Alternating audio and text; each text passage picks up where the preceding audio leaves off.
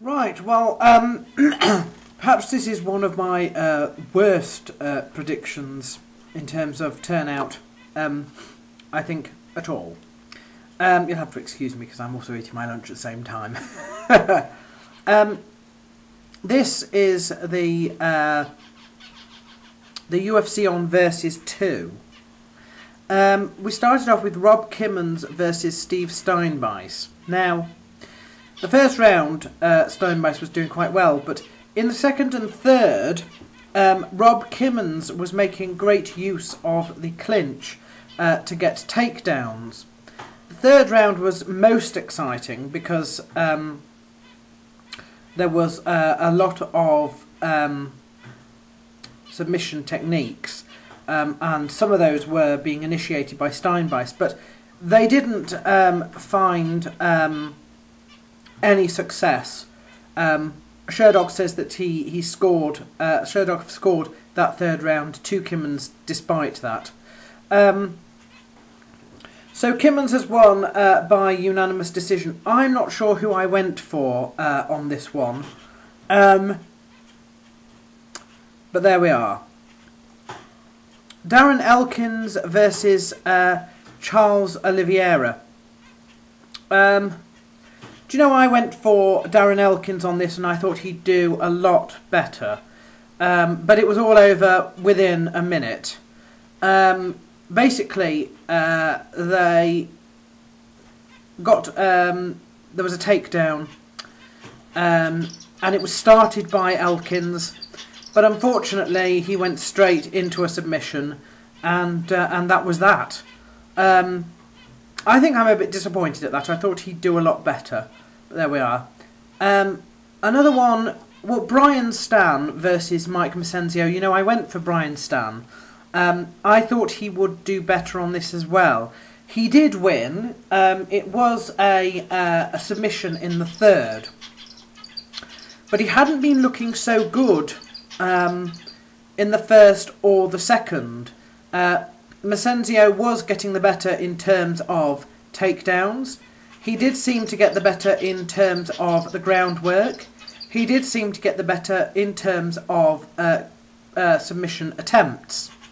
I don't know, but I was not so... I don't know, I just think that I was expecting him to do a lot better. I'm glad he won, because I think that might be the only one I get. There we are. James Irving versus Igor Pockrajac. This was a little bit like the other one, the Darren Elkins one. And basically, once they got to the ground, Pockrajac, I don't know what his name is. Igor, we'll just go for Igor. You know, he got a takedown, went into side control, and he managed to get an RNC from there. Not very sensible to give up your back, if at all possible, and that's what Irving did, so there we are. That's another one down the chute. Devastated about this next match. Absolutely devastated, okay? I really do not like Matt Riddle. And he generally, if he wins at all, manages to win by decision. This may be his first stoppage. I haven't actually checked that, but this may be the first time he's actually won a match by finishing. You know, not too big a fan of DeMarcus Johnson either, but on this one I was thinking, you know, I think DeMarcus will be able to do it. He lost both rounds. It ended in the second due to a TKO. And I'm not really quite sure what he did wrong. I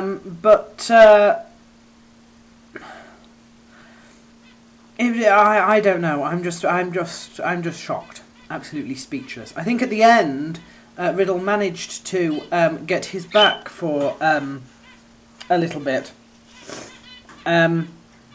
which I was quite surprised at as well. But there you are.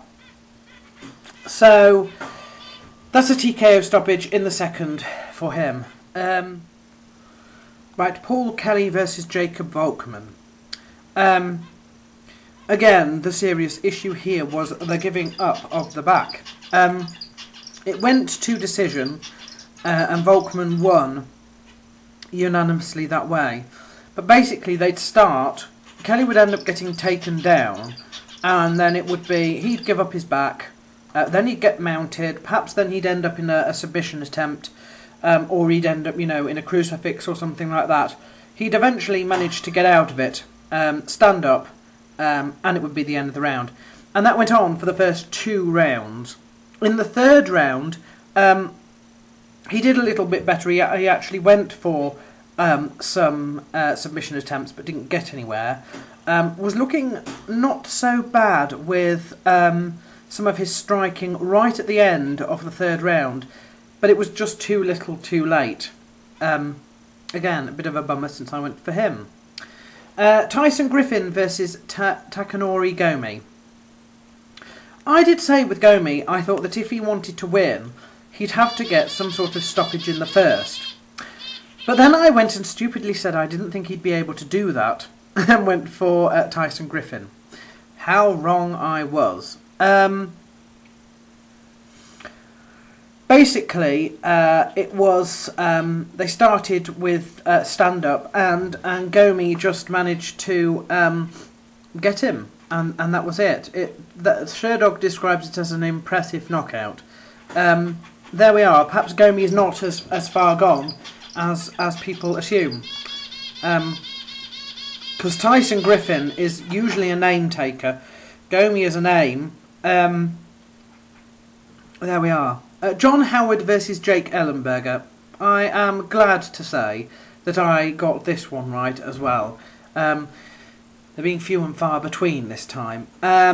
Basically, they've given Ellenberger the first and second rounds, and he won in the end by a TKO. It wasn't the perfect ending. It was actually stopped by a doctor. But there we are. It's still a TKO victory. So, and thankfully, it's like. You know, one that I've actually got right.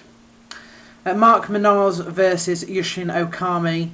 I went for Minaz. You know, it was a split decision. And basically, Sherdog have scored first and third for Okami and second for Minaz. And again, the split decision went towards Okami. So, there we are. It's nice, in fact, to see that Big John McCarthy is back. Refereeing several of the matches that night. So, you know, I don't know if that's a permanent thing or what. The main event was over all too soon, and perhaps it goes some way to justifying the fact that John Jones actually does seem to have quite a future. I was not convinced. And I went for Vladimir Matyushenko, and just like a lot of the my predictions in this particular card, didn't pay off very well. Herb Dean was the referee, but there we are. As soon as John Jones manages to get Matyushenko down, you know, that was pretty much it. They went into a crucifix position, and you know, Herb Dean was forced to intervene within what was it, 152 of the first round. Not a bad night of fights, and I think a lot of these were quite difficult to call anyway. But I think that a few of the fighters weren't performing their best. I think there was several upsets, and that together, you know, usually doesn't mean that I do very well. So, so there we are. That's my excuse, and I'm sticking to it. Perhaps I shall do better with a 117.